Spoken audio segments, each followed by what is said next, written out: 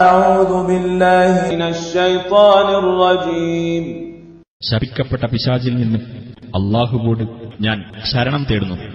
ഖദ് കാനത് ലകും ഉസ്വത്തുൻ ഹസനത്തുൻ ഫീ ഇബ്രാഹീമ വല്ലദീന മഅഹു ഇദ് ഖാലൂ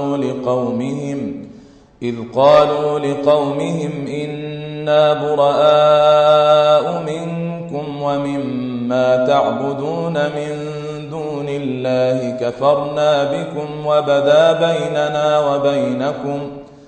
وبدا بيننا وبينكم العداوة والبغضاء أبدا حتى تؤمنوا بالله وحده إلا قول إبراهيم لأبيه لأستغفرن لك وما أملك لك من الله من شيء ربنا عليك توكلنا وإليك أنبنا وإليك المصير.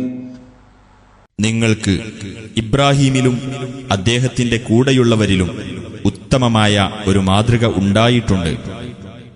അവർ തങ്ങളുടെ ജനതയോട് ഇപ്രകാരം പറഞ്ഞ സന്ദർഭം, നിങ്ങളുമായും അല്ലാഹുവിനു പുറമെ നിങ്ങൾ ആരാധിക്കുന്നവയുമായുള്ള ബന്ധത്തിൽ നിന്ന് തീർച്ചയായും ഞങ്ങൾ ഒഴിവായവരാകുന്നു.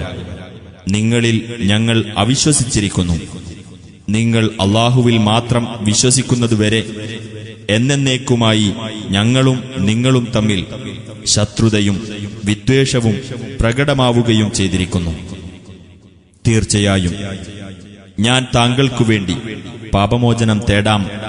താങ്കൾക്കുവേണ്ടി അല്ലാഹുവിങ്കൽ നിന്ന് യാതൊന്നും എനിക്ക് അധീനപ്പെടുത്താനാവില്ല എന്ന് ഇബ്രാഹിം തന്റെ പിതാവിനോട് പറഞ്ഞ വാക്കൊഴികെ അവർ ഇപ്രകാരം പ്രാർത്ഥിച്ചിരുന്നു: ഞങ്ങളുടെ രക്ഷിതാവേ, നിന്റെ മേൽ ഞങ്ങൾ ഭരമേൽപ്പിക്കുകയും നിങ്കലേക്ക് ഞങ്ങൾ മടങ്ങുകയും ചെയ്തിരിക്കുന്നു.